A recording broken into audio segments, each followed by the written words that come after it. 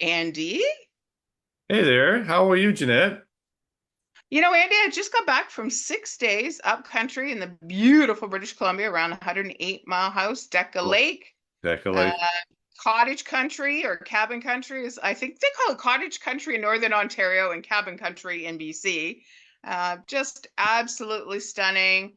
A few skeeters, but it's to be expected. And it's just, Andy, British Columbia is gorgeous. Yes, yes. Yeah, no, I've been up to Horse Lake. That's near Decca Lake. And I have friends, former clients over at Bridge Lake. And I spent a couple of summers in my youth at 100 Mile House. Yeah. It's stunning. And I know when I was up there, I brought a topic to you that I want you all to stay tuned for a video that's going to launch.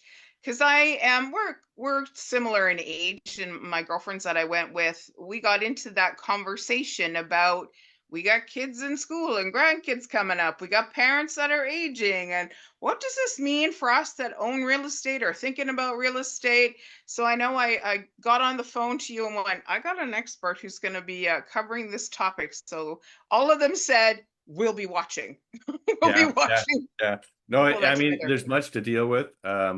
I've had clients that are downsizing or dealing with their parents' property and how to navigate that. And then, of course, too, that we have our biggest investments in real estate, and our kids are growing up and they're having very much difficulty entering the market, and parents are helping their children get into the market and how you can do that.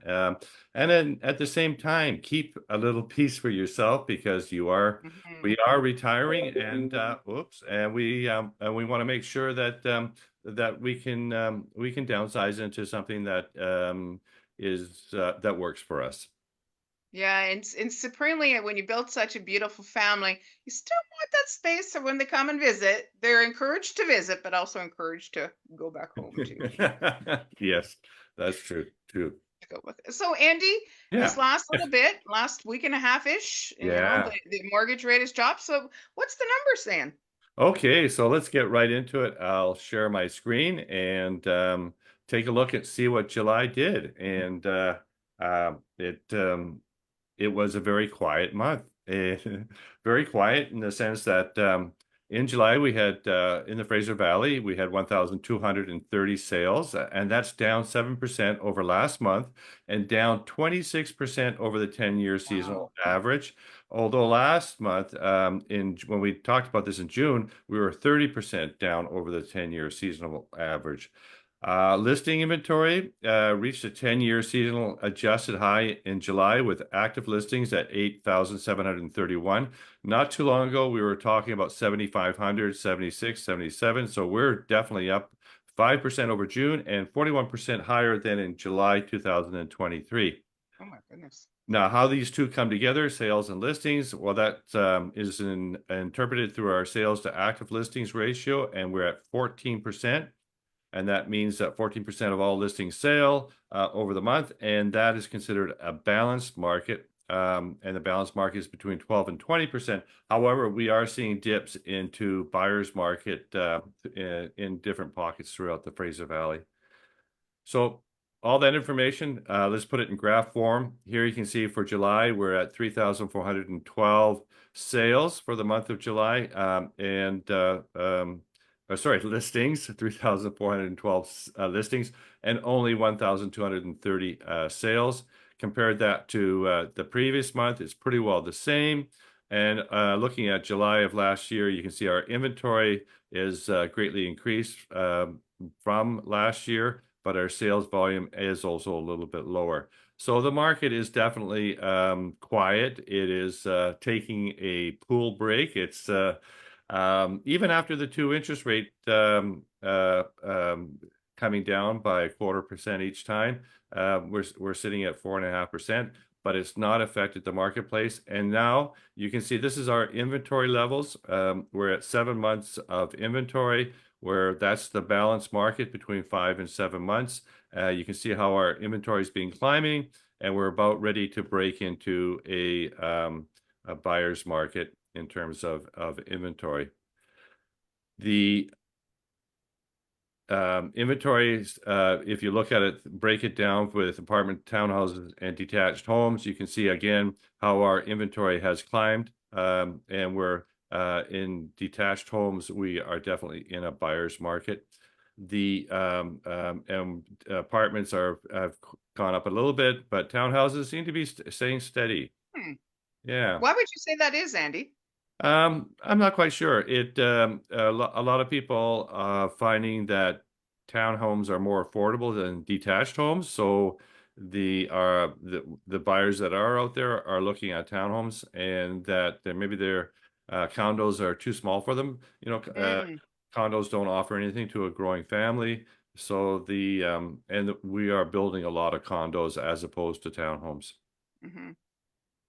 So if we move through to our home housing price index, our HPI, you can see here we've come off a little bit. We're at 1,259,600. Townhomes have fallen a bit in price. We're at 848,800, and condominiums have stayed the same at 551,000. I think last month it was 551,100. So Hmm.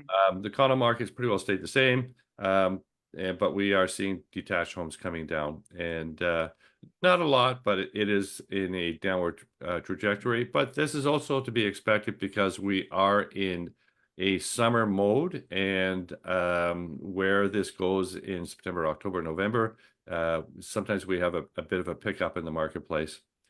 So for Langley, here we are. So detached homes, definitely in a balanced market, coming off of being in a little bit of a seller's market. Langley has outperformed, I think, pretty well every other Fraser Valley municipality. Here you can see that condos, the inventory has climbed a little bit, but townhouses, and we saw that little bit change in price, but you can see townhouse volume of listings has actually decreased. And Hmm. so, and that I think really is because of affordability. And then, of course, if we look at our pricing for Langley, 1,637,500, down $2,400. Not a big change, but it is down. Again, here 872,600 to 878,900. That's a slight increase of roughly $5,000. And a condominium is pretty well staying the same at 618,100 to 618,300. And that's the Hmm. HPI for Langley. So Langley is actually pretty good. Areas of strength are, Willoughby, Brookswood, and Walnut Grove. Also, too, I wanted to mention that I have statistics like this for all the municipalities throughout the Fraser Valley. So if anybody is interested in their area, just drop me a line, and I can do the same for them. I So, have it so all. Andy, on that note, you said about a couple of moments ago that there's certain pockets that are doing really well. So, where's the anomalies that it's like it's a little bit of a hot market or people want to live there, and where is it? No, I'm always about positivity. So, where is it right now? Kind of bucking a trend. Is there some place in BC that's bucking a trend with what's happening? Well, yeah, I do think that Langley is bucking the trend. I've been looking throughout Vancouver and Fraser Valley. I look at the downtown condo market. That is definitely very soft, and Mhm. prices are coming down there. Coquitlam is doing not too bad.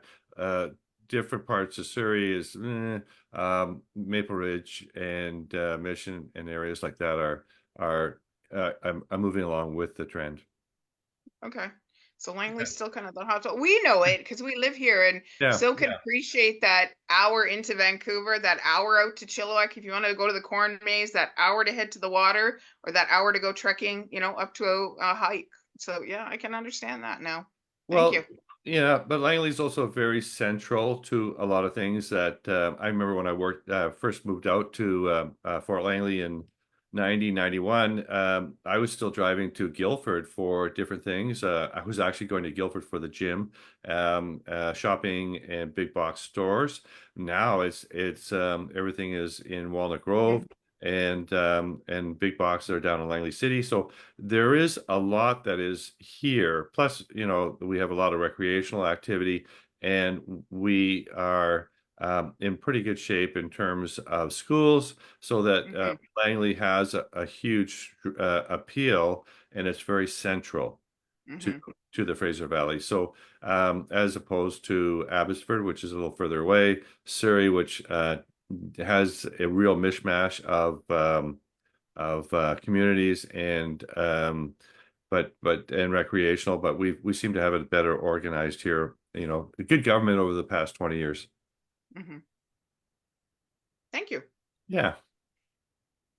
So what else is going on? Yeah, so yeah, that's what I've got. I'm gonna stop the share, and Okay. we Oh, can. we're back Yeah, back on the yeah, ninth. There's yeah. a question that I put into the comments. What does Okay, I'm going to wrap it up why this question comes top of mind. Is It seems like you're not going to be buying on price these days, because if everything's kind of stable on the market in the way of, all the houses are, a good portion of are within, a couple of $1,000s of each other. What does lifestyle have to do with when you're working with a client about going to buy a house? Talk to me about that a little bit. Lifestyle, so that, well, I mean, you really need to listen to Yeah. your client, whether buyer or seller, to understand their motivations of what they're doing, so that you can best present to them their best options. And lifestyle sure has a lot to do with it, because a lot of people, well, I think Fort Langley is a really good example of different kind of lifestyles. We have two communities here in Fort Langley. We have the older part, the village, which has the quarter-acre lots. It has the big gardens. It has lawns. It has older homes that require maintenance. So